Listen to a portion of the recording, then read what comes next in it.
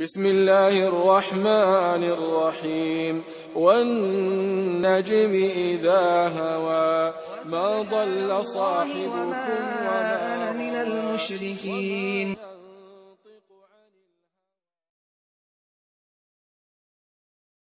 الحمد لله نحمده ونستعينه ونستغفره ونعوذ بالله من شرور أنفسنا ومن سيئات أعمالنا من يهد الله فلا مضل له ومن يضلل فلا هادي له وأشهد أن لا إله إلا الله وحده لا شريك له وأشهد أن محمدا عبده ورسوله أرسله بالحق بشيرا ونذيرا أما بعد فأعوذ بالله من الشيطان الرجيم بسم الله الرحمن الرحيم يوم نقول لجهنم هل امتلأت وتقول هل من مزيد وأزلفت الجنة للمتقين غير بعيد هذا ما توعدون لكل أواب حفيظ من خشي الرحمن بالغيب وجاء بقلب منيب ادخلوها بسلام ذلك يوم الخلود لهم ما يشاءون فيها ولدينا مزيد وكم أهلكنا قبلهم من قرن هم أشد منهم بطشا فنقبوا في البلاد هل من محيص إن في ذلك لذكرى لمن كان له قلب أو ألقى السمع وهو شهيد ولقد خلقنا السماوات والأرض وما بينهما في 6 أيام وما مسنا من لغوب فاصبر على ما يقولون وسبح بحمد ربك قبل طلوع الشمس وقبل الغروب ومن الليل فسبحه وأدبار السجود واستمع يوم ينادي المناد من مكان قريب يوم يسمعون الصيحة بالحق ذلك يوم الخروج إنا نحن نحيي ونميت وإلينا المصير يوم تشقق الأرض عنهم صراعا ذلك حشر علينا يسير نحن أعلم بما يقولون وما أنت عليهم بجبار فذكر بالقرآن من يخاف وعيد وقال تبارك وتعالى أيضا الله يتوفى الأنفس حين موتها والتي لم تمت في منامها فيمسك التي قضى عليها الموت ويرسل الأخرى إلى أجل مسمى إن في ذلك لآيات لقوم يتفكرون. بزرگان محترم، ملت اسلامیہ کے نوجوانوں اور پردہ نشین خواتین اسلام، اللہ تبارک و تعالیٰ کی ذات ہر قسم کی تعریف، ہر طرح کی حمد و ثنا، اور میری اور آپ سبھی حضرات اور خواتین کی ہر طرح کی عبادت اور بندگی کی اکیلی اور تنہا مستحق ذات ہے، جس کی بندگی میری اور آپ کی زندگی کا مقصد ہے، اور جس کی بندگی میں ہماری زندگی کا گزرنا ہمارا سب سے بڑا کمال اور سب سے بڑا کارنامہ ہے۔ درود و سلام ہو نبی آخر الزماں محمد مصطفیٰ صلی اللہ علیہ وسلم کے ذات گرامی پر، جنہیں اللہ تبارک و تعالیٰ نے ہماری اور آپ کی قیامت تک آنے والے سبھی انسانوں اور جنوں کی رہنمائی اور رہبری کے لیے اپنا آخری نبی و رسول بنا کر دنیا میں بھیجا، جنہوں نے اللہ تبارک و تعالیٰ کے حکم کے مطابق اور اللہ تعالیٰ کی تعلیمات کے مطابق دین اسلام کی ایک ایک بات ہم اور آپ کو سمجھائی، بتلائی، تاکہ ہم اپنے دین کو اور اپنی دنیا کی وہ باتیں جو ہمارے دین سے جڑی ہوئی ہوں اچھی طریقے سے سمجھیں بھی، اور زندگی جب گزاریں تو پوری سمجھداری والی زندگی، سوجھ بوجھ والی زندگی گزار سکیں۔ حاضرین جمعہ، آج کے اس خطبے میں مجھے آپ حضرات کے سامنے ایک بڑے ہی اہم مسئلے کو واضح کرنا ہے۔ ایک ایسا مسئلہ ہے کہ جس پر عام طور پر گفتگو کم ہوتی ہے، لیکن کم گفتگو ہونے اور لوگوں کے اندر دوسری طرف دینی علم کے کم ہونے کی وجہ سے بہت ساری غلط فہمیاں یا غلط عقائد لوگوں کے دلوں کے اندر گھر کرتے جا رہے ہیں، یا بہت سارے شبہات نے لوگوں کے دلوں میں جڑ پکڑنا شروع کر لیا ہے۔ اور وہ مسئلہ ہے انسان کی روح اور انسان کے جسم کا آپس میں کیا رشتہ ہے اور اس کی حقیقت کیا ہے۔ بھائیو، قرآن و سنت اگر آپ پڑھیں گے تو آپ کو ایک بات بڑی وضاحت کے ساتھ سمجھ میں آئے گی کہ اللہ تبارک و تعالی نے روح کو آسمانوں پر پیدا فرمایا ہے۔ اللہ تعالیٰ نے روحوں کو آسمانوں پر پیدا کیا ہے، اور جب انسان کے اس دنیا میں بھیجے جانے کا وقت آتا ہے، جیسے ہم میں سے ہر کوئی چند سال پہلے اس دنیا میں آیا ہے اور چند سال بعد دنیا سے چلا جائے گا، تو جب اس انسان کے اس دنیا میں بھیجے جانے کا وقت ہوتا ہے تو انسان کے جسم کو اللہ تعالیٰ ماں کے پیٹ میں پیدا کرتے ہیں، بناتے ہیں۔ ایک نطفے سے اللہ تبارک و تعالیٰ، یا اس سے پہلے اگر آپ جانا چاہیں تو اس روئے زمین کی غذا کو کھا کر انسان سب سے پہلے اپنے اندر اللہ تعالیٰ کی حکم کے مطابق وہ نطفہ بنا پاتا ہے۔ پھر وہی نطفہ ماں کے رحم میں ایک انسان کی شکل اختیار کرتا ہے، اور پھر اس انسان کے اندر روح پھونکی جاتی ہے۔ تو یہ جو رشتہ روح اور جسم کا جڑتا ہے، یہ رشتہ کیسے ہوتا ہے اور اس رشتے کی کیا کیا الگ الگ حالتیں، الگ الگ شکلیں ہیں، قرآن و سنت میں اس سے متعلق بہت ساری باتیں ہم اور آپ کو بتلائی گئی ہیں۔ لیکن آج ہمارے سماج کا ایک بہت بڑا مسئلہ یہ ہے کہ چونکہ دینی معلومات کم ہے لوگوں کے اندر نسبتاً، اور اس کے مقابلے میں دنیا کے مختلف قسم کے کلچر، مختلف قسم کی تہذیبیں، یا پھر یہاں رہتے بستے یہاں کی جو دوسری قومیں ہیں، یہاں کے جو دوسرے مذہب کے ماننے والے لوگ ہیں، ان کے خیالات اور ان کے نظریات کو کہیں نہ کہیں ہماری اپنی قوم یا ہمارے اپنے مسلمان افراد بھی قبول کرنے لگتے ہیں۔ آج اسی لیے میں نے آپ کے سامنے اس بات کو مناسب سمجھا کہ ذرا سا آپ کے سامنے روح اور جسم کے آپسی رشتے سے متعلق اسلامی شریعت نے جو باتیں بتائی ہیں ان کی کچھ باتیں آپ کے سامنے رکھ دوں، تاکہ یہ باتیں آپ کے دل و دماغ میں بیٹھی رہیں، اور کل اگر کوئی بات اس کے برخلاف آپ سنتے ہیں، آپ پہچان سکیں کہ صحیح بات کیا ہے، غلط کیا ہے۔ روح کے تعلق سے جو بات کہی جا رہی ہے وہ صحیح ہے کہ غلط ہے، وہ آپ خود طے کر سکیں گے اگر یہ کچھ بنیادی باتیں آپ لوگ یاد رکھ لیں۔ بھائیو، یہ بات حق ہے کہ اللہ تبارک و تعالیٰ نے انسان کو روح اور جسم کا مرکب بنایا۔ اب انسان کے روح کا اس کے جسم سے جو تعلق ہے وہ ماں کے پیٹ میں 4 مہینے جب مکمل ہوتے ہیں تب جب جڑتا ہے، تو پھر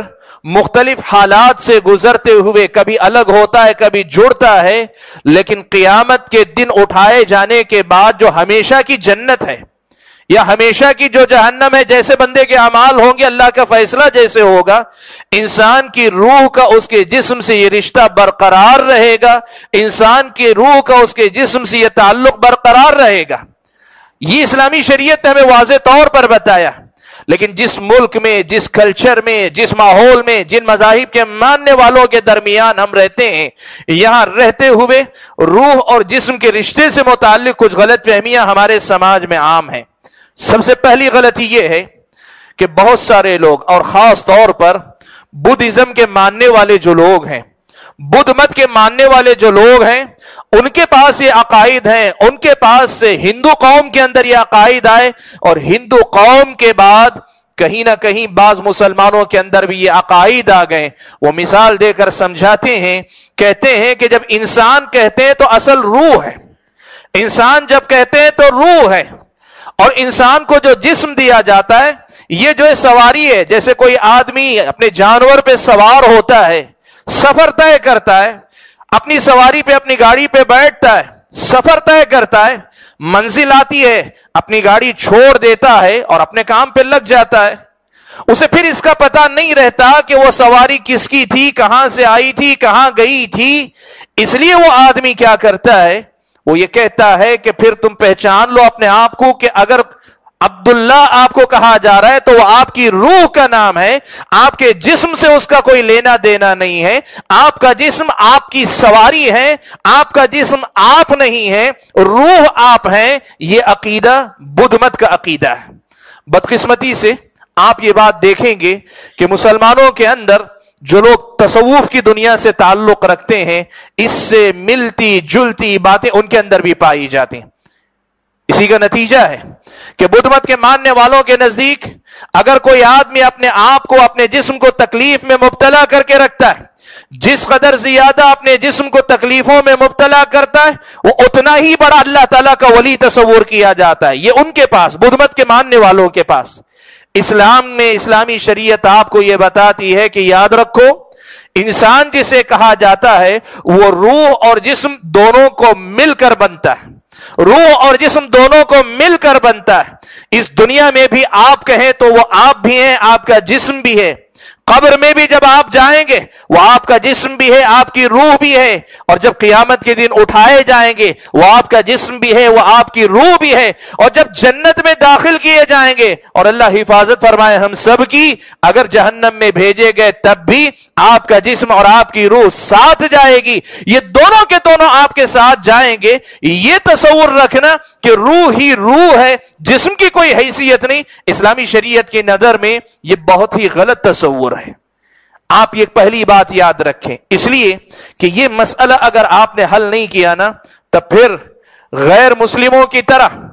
اچھا پہننا پسند نہیں کریں گے، جبکہ اللہ کے نبی صلی اللہ علیہ وسلم جب اللہ تعالیٰ نوازتا تھا بڑا اچھا کھاتے بھی تھے، بڑا اچھا پہنتے بھی تھے، اور اگر اللہ تعالیٰ کبھی آزماتے تو اللہ کے نبی صلی اللہ علیہ وسلم نے فقر و فاقے کی بھی زندگی کی۔ تو جسم کی ضرورتوں کو پورا کرنا اسلام کی نظر میں عیب نہیں ہے، بس جسم کو ہی زندگی کا مقصد بنا لینا اسلام نے اس سے روکا ہے۔ یہ بنیادی غلطی ہے پہلی جو ہم اور آپ جسم اور روح کے رشتے سے متعلق سماج میں پاتے ہیں۔ ایک دوسرا عقیدہ یہاں کی غیر مسلم قوموں کا یہ عقیدہ ہے جس کو وہ کرما کہتے ہیں۔ کرما کا کانسیپٹ کیا مطلب ہے؟ یہ کرما ان کا ماننا یہ ہے کہ انسان کا جو جسم ہے یہ وقتی طور پر انسان کو ملتا ہے، روح اصل ہے، اور ان کا ماننا ہے کہ روح جو ہے کئی جنم لیتی ہے، یعنی جسم انسان کا کئی جنم لیتا ہے یا انسان کئی جنم لیتا ہے، ایک جنم میں، ایک زندگی میں، ایک جسم میں انسان رہتا ہے۔ اب زندگی بھر جیسے اس نے اعمال کیے، ان اعمال کے نتیجے میں اگلی دوبارہ جب زندگی ملتی ہے، اگر اس زندگی میں اچھے اعمال کیا ہے، اگلی زندگی میں پھر اسے انسانوں والا جسم ملتا ہے۔ پھر اگر برے اعمال کیا ہے تو اسے کتے بلی کی شکل میں، کسی جو کیڑے مکوڑے کی شکل میں، کسی پرندے کی شکل میں ایسے اسے پیدا کیا جاتا ہے۔ یہ ان کا اپنا تصور ہے۔ روح اور جسم کے تعلق سے متعلق وہ کہتے ہیں کہ جس طرح آدمی دن بدن اپنے کپڑے بدلتا رہتا ہے، روح بھی جسم بدلتی رہتی ہے، اور جسم کا یہ بدلنا، کپڑوں کی طرح جسم بدلنا، یہی انسان کی جنت ہے اگر اچھی زندگی اگلی بار ملتی ہے، اور اگر وہ کتے بلی کی شکل میں پیدا کیا گیا، یہی اس کی جہنم ہے، یہی اس کی سزا ہے۔ اسلامی شریعت کہتی ہے ایسے کسی جنم کا کوئی تصور نہیں۔ ایک انسان اس زندگی میں ایک بار آتا ہے، ماں کے پیٹ میں جب روح پھونکی جاتی ہے اور موت کے وقت میں جب نکال لی جاتی ہے، پھر وہ واپس پلٹ کر نہیں آتے، وہ واپس پلٹ کر نہیں آتے۔ نبی علیہ الصلوۃ والسلام نے یہ بات بیان فرمائی۔ شہداء کے بارے میں اللہ کے نبی صلی اللہ علیہ وسلم نے بیان فرمایا، شہداء احد کے بارے میں، کہ شہداء احد نے، جنگ احد کے شہداء نے اللہ تعالیٰ کے سامنے تمنا کی کہ اللہ تعالیٰ ہمیں موقع دیجئے کہ دنیا میں واپس جا کر ہم اپنے جو پیچھے ہمارے بھائی ہیں ان کو بتائیں کہ آپ کی راہ میں، اے اللہ تیری راہ میں لڑ کر مارے جانے، شہید ہونے کے بعد تو نے ہمیں کیا کیا کیا انعام دیا ہے ہم جا کر بتا سکیں, ہمیں اس کا موقع تو عطا کرنا. اللہ تبارک و تعالی نے کہا کہ میں تمہاری طرف سے یہ پہنچا دوں گا, یہ پیغام امت کو بتا دوں گا. اللہ تبارک و تعالی نے قرآن مجید کی آیت اتار کر یہ بات بیان کی کہ جو پہلے جا چکے ہیں وہ پیچھے آنے والوں کے معاملے میں یہ سوچ کر خوش ہوتے ہیں کہ ہمارے نقش قدم پر اگر یہ چلے تو ان کی بھی زندگی اچھی ہوگی. بھائیو, یہ جو کرما کا تصور ہے یہ دراصل آخرت کا انکار ہے. یہ آخرت کا انکار ہے, جنت اور جہنم کا انکار ہے. اسلامی شریعت کی نظر میں بے بنیاد عقیدہ ہے. ایک انسان اس دنیا میں آتا ہے, ایک وقت کے لیے آتا ہے, بھلا برا جو بھی کرتا ہے کبھی اللہ تعالیٰ اسی زندگی میں اسے فائدہ یا نقصان دیتے ہیں, اور کبھی پورا کا پورا فائدہ یا پورا کا پورا نقصان اللہ تبارک و تعالیٰ سزا جو ہوتی ہے وہ مرنے کے بعد اللہ تبارک و تعالیٰ عطا فرماتے ہیں. یہ ایک کے بعد ایک جنم لینا, 7 جنم کا تصور, یا پھر یہ کہ روح جسم بدلتی رہتی ہے, یہ سب بے بنیاد عقیدے ہیں جو دنیا والوں نے اپنے دلوں کے اندر بٹھا کر رکھے. تیسرا یہ غلط عقیدہ بھی آپ کے سامنے بتاؤں. بعض لوگوں نے غلط عقیدہ یہ بھی رکھا ہوا ہے,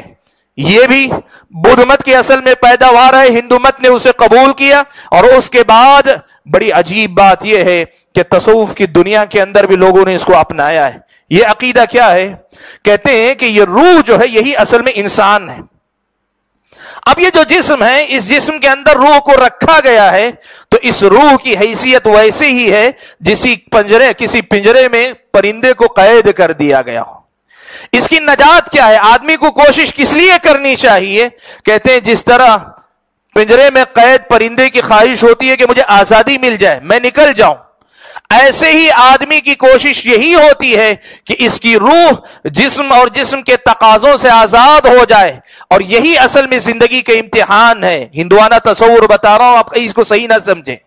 کہا کہ یہی زندگی کی حقیقت ہے کہ انسان کی روح اپنے جسم کے تقاضوں سے آزاد ہونے کے لیے کوشش کرے, اور جب ایسا ہوتا ہے انسان اپنے جسم کے تقاضوں سے آزاد ہو جاتا ہے, یہ روح جا کر روح اعظم میں مل جاتی ہے, یہ آتما جا کے پرماتما میں مل جاتی ہے. اور واضح الفاظ میں کہیں تو وہ کہتے ہیں کہ انسان کی روح جا کے خدا کی روح میں مل جاتی ہے. یہی اس کی مکتی ہے, یہی اس کی نجات ہے, یہی اس کی کامیابی ہے, یہی اس کی زندگی کا مقصد ہے. یہ ہندوانہ تصور ہے, یہ ہندوانہ تصور ہے. یہی بات وحدت الوجود کے نام پر یا پھر حلول کے نام پر اسلام کے نام لیوا بعض لوگوں کے اندر بھی آئی ہوئی ہے. اسلام یہ بتاتا ہے کہ یاد رکھو تمہاری روح ہے, وہ اللہ تبارک و تعالیٰ کی مخلوق ہے, اور خالق اور مخلوق پہلے بھی جدا تھے, اب بھی جدا ہیں, کل بھی جدا رہیں گے. انسان اور اللہ تبارک و تعالیٰ الگ ہیں. کبھی آپ کی روح نہ اللہ تعالیٰ کا جز تھی, نعوذ باللہ, نہ آج ہے نہ مستقبل میں جا کے آپ کی روح اللہ کی روح میں ضم ہونے والی ہے, ملنے والی ہے. سب بے بنیاد باتیں, ان باتوں کا تسلیم نہ کرو. تمہاری روح رہے گی, وہ تمہارے ساتھ اللہ تعالیٰ نے دنیا میں بھیجی ہے, اور اس کے جو مسائل ہیں رہیں گے. کل روز قیامت بھی جنت یا جہنم میں جاؤ گے, جسم اور روح دونوں مل کر تم جنت میں جاؤ گے, جسم اور روح دونوں مل کر تم جہنم میں جاؤ گے. روح کا اللہ کی روح میں مل جانا یہ اسلامی شریعت کی نظر میں بے بنیاد عقیدہ اور غلط عقیدہ ہے. حاضرین گرامی, یہ کچھ باتیں ہیں جو آپ کے سامنے غلط عقائد یا غلط خیالات کی شکل میں سماج کے اندر پھیلے ہوئے نظر آتے ہیں. آپ اسلام نے آپ کو جو بتایا ہے کہ ایک انسان کے روح کا انسان کے جسم سے کیا رشتہ ہے, اسے آپ سمجھ کر آپ اس کی روشنی میں کسی بھی بات کو اپنانے یا قبول کرنے کا فیصلہ کریں. کہنے والے بہت کچھ کہتے ہیں, لیکن سوال یہ ہے کہ کتاب و سنت میں مجھ کو اور آپ کو کیا بتایا گیا. آئیے بات کو سمیٹنے سے پہلے میں آپ کے سامنے ایک خلاصہ آپ کے سامنے رکھ دیتا ہوں. ایک انسان کا پیدائش سے لے کر قیامت کے دن جنت اور جہنم تک انسان کی روح کا انسان کے جسم سے جو تعلق ہے وہ کتنے قسم کا تعلق ہوتا ہے اور ان کی کیا کیا خاصیتیں ہیں, ان کے متعلق صرف ایک مختصر سی بڑی اہم بات آپ کو بتا دیتا ہوں. علامہ ابن ابی الحنفی رحمت اللہ علیہ نے ایک بات لکھی ہے کہ قرآن و سنت میں اللہ تبارک و تعالیٰ نے جو بات بتائی ہے روح سے متعلق, اس کا خلاصہ یہ ہے کہ ایک انسان کی روح کا اس کے جسم سے جو تعلق ہوتا ہے وہ 5 طرح کا تعلق ہوتا ہے. پوری ابتدا سے لے کر ہمیشہ کی زندگی تک کا جو تعلق ہے کا 5 قسم کا تعلق ہوتا ہے. سب سے پہلا تعلق ماں کے پیٹ میں بچہ جب 4 مہینے کا ہوتا ہے. اللہ کے نبی صلی اللہ علیہ وسلم نے یہ بات بیان فرمائی. 40 دن تک نطفے کی شکل میں، پھر 40 دن تک جو ہے پھر علقہ کی شکل میں، پھر 40 دن تک مضغہ گوشت کے لوتھڑے کی شکل میں ہوتا ہے. 120 دن جب مکمل کرتا ہے، 4 مہینے جب پورے ہوتے ہیں، آسمان سے اللہ تعالیٰ فرشتے کے ذریعے بھیجتے ہیں اور روح لا کر اس کے ماں کے پیٹ میں اس کے جسم میں پھونکی جاتی ہے. بچہ وہاں زندہ ہوتا ہے. سب سے پہلے 4 مہینے کی مدت کے بعد سے دنیا میں آنے تک، چاہے وہ 9 ماہ میں آئے، بڑھ جائے 10 مہینے میں آئے، گھٹ جائے 8 یا 7 مہینے میں، جیسے بھی آئے، جو یہ مدت ہوتی ہے، یہ انسان کی روح کا اس کے جسم سے تعلق کا پہلا مرحلہ ہے، پہلی قسم ہے. ہم میں سے کسی کو یہ یاد نہیں، ہم میں سے کسی کو وہ دنیا یاد نہیں، لیکن یہ قرآن و سنت کی بیان کردہ واضح بات ہے. اللہ کے نبی صلی اللہ علیہ وسلم نے صحیح بخاری و مسلم کی روایت میں حضرت عبداللہ ابن مسعود رضی اللہ تعالیٰ عنہ کی روایت میں مسئلہ بیان فرمایا کہ 4 مہینے جب بچے کے ہوتے ہیں، ماں کے پیٹ میں روح پھونک دی جاتی ہے. ایک زندگی یہ ہے جو ماں کے پیٹ میں ہر انسان گزار کے آتا ہے. دوسری زندگی یا روح کا انسان کے جسم سے تعلق کی دوسری جو کیفیت ہے یا دوسری جو حالت ہے، وہ ہے اس دنیا کے اندر بیداری کی حالت میں جب انسان ہوتا ہے. بیدار جب ہوتا ہے اس دنیا کے اندر، پیدا ہونے سے مفاد پانے تک جب انسان بیدار رہتا ہے، ہوشیار رہتا ہے، یعنی سویا نہیں رہتا، نیند میں نہیں ہوتا، بیداری کی حالت میں جب ہوتا ہے، تو یہ ایک زندگی ہے. یہ ایک زندگی ہے، روح کے جسم سے تعلق کی ایک کیفیت ہے، اور اس زندگی کو ہم سب سے زیادہ پہچانتے ہیں، اس لیے کہ اس وقت ہم اسی زندگی میں جی رہے ہیں. تیسری حالت روح کے جسم سے تعلق کی، اس دنیا میں پیدا ہونے سے لے کر انتقال کرنے تک جو نیند کی حالت ہوتی ہے. نیند کی حالت میں جب انسان ہوتا ہے، تب بھی انسان کی روح کا اس کے جسم سے تعلق برقرار رہتا ہے، اس کے جسم سے تعلق برقرار رہتا ہے. حالانکہ بیداری کی حالت کے مقابلے میں نیند کی حالت میں اللہ تعالیٰ اس کی روح کو اس کے جسم سے جدا کرتے ہیں. نیند کی حالت میں انسان کی روح اس کے جسم سے جدا کی جاتی ہے، لیکن یہ روح کا جدا کیا جانا موت کے وقت میں جو جدا کیا جاتا ہے اس سے بالکل الگ ہوتا ہے. دونوں کی کیفیت الگ ہوتی ہے، لیکن اس دنیا کے اندر پیدائش سے لے کر موت تک جو آدمی کی نیند کی حالت ہوتی ہے، اس میں جو زندگی انسان کو حاصل ہوتی ہے، یہ تیسری قسم کی زندگی ہے. چوتھی زندگی یا چوتھی حالت انسان کی روح کے اس کے جسم سے تعلق کی چوتھی جو حالت ہے، وہ ہے موت آنے، غرغرہ موت کا غرغرہ آنے کے بعد جب انسان مر جاتا ہے، انتقال کر جاتا ہے، وہاں سے لے کر روز قیامت جب سور پھونک کر اٹھایا جائے گا، اس دوران جو آدمی کی زندگی ہوتی ہے جسے برزخی زندگی کہتے ہیں. برزخ کہتے ہیں 2 مرحلوں کے درمیان کے وقفے کو. اس دنیا کی زندگی اور آخرت کی وہ جو بعث بعد الموت، قیامت کے دن اٹھائے جانے کی جو زندگی، ان دونوں کے درمیان کا جو مرحلہ ہے، اسے برزخی زندگی کہتے ہیں. یہاں بھی انسان کو ایک زندگی اللہ تعالیٰ دیتے ہیں، انسان یہاں بھی زندہ ہوتا ہے، یہ برزخی زندگی کہلاتی ہے. یہاں بھی انسان کی روح کا اس کے جسم سے تعلق ہوتا ہے. اور 5ویں اور آخری جو حالت ہے، وہ قیامت کے دن جب اٹھائے جائیں گے، سارے کے سارے قبروں سے اٹھائے جائیں گے، اس لیے کہ قبروں سے اٹھائے جانے سے پہلے سور پھونکا جائے گا، سب کی موت ہوگی، پھر جو لوگ زندہ تھے وہ مر بھی جائیں گے، تو پھر اس کے بعد اللہ تعالیٰ سب کو قبروں سے ایک ساتھ اٹھا کر کھڑا کریں گے. یہ 5ویں حالت. اب یہ جو 5ویں مرتبہ انسان کی روح کا انسان کے جسم سے تعلق جڑے گا، تو یہ جو رشتہ ہے یہ اب ہمیشہ کا رہے گا، یہ ہمیشہ کا رہے گا، کبھی ختم ہونے والا نہیں. آدمی سیدھے جنت میں جائے، آدمی جہنم میں جائے، ہمیشہ کا جہنمی بنے، یا پھر جہنم میں عذاب بھگتنے کے بعد جنت میں جائے، چاہے جہاں رہے جیسا رہے، انسان کی روح انسان کے جسم کے ساتھ لگی رہتی ہے ہمیشہ کی زندگی. 5 قسم کی زندگیاں قرآن میں اللہ نے بتائی ہیں. ایک انسان کی روح کا اس کے جسم سے جو تعلق ہوتا ہے، 5 قسم کے یہ حالات اللہ تعالیٰ نے بتائے ہیں. علامہ ابن ابی العز الحنفی رحمۃ اللہ علیہ نے لکھا ہے. کیا فائدہ ہے اس کے جاننے کا؟ بھائیو اس کے جاننے کا سب سے بڑا فائدہ یہ ہے کہ آج ہمارے سماج میں بہت سارے ایسے مسائل ہیں جن مسائل میں لوگ پریشان ہوتے ہیں، جن مسائل میں لوگ اختلاف کرتے ہیں، مسلک کی باتیں، جماعتوں کی باتیں، جھگڑے، لڑائیاں، اور عام آدمی پریشان رہتا ہے کہ وہ جو بول رہے ہیں وہ بھی تو صحیح نظر آتا ہے۔ میں آپ کے سامنے ایک بات بنیادی ذکر کر کے ایک مثال دے دوں تو بات صاف ہو جائے۔ سب سے پہلی اور بنیادی بات یاد رکھیے، یہ روح کے جسم سے تعلق کی 5 الگ الگ حالتیں ہیں، یہ انسان کی زندگی کی 5 کیفیتیں ہیں۔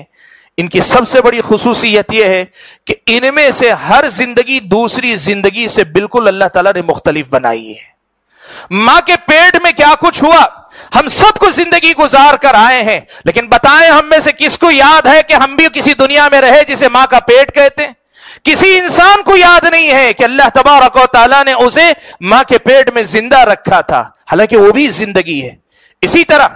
بیداری کی حالت میں ہماری یہ زندگی ہے، ہم بیدار ہیں، ہم ساری باریکیاں جانتے ہیں، لیکن ایک مرتبہ سو جائیے، ایک مرتبہ سو جائیے کہ آپ کو نیند میں پتا ہوتا ہے کہ اس دنیا کے اندر کیا کچھ چل رہا ہے۔ آپ زندہ ہیں،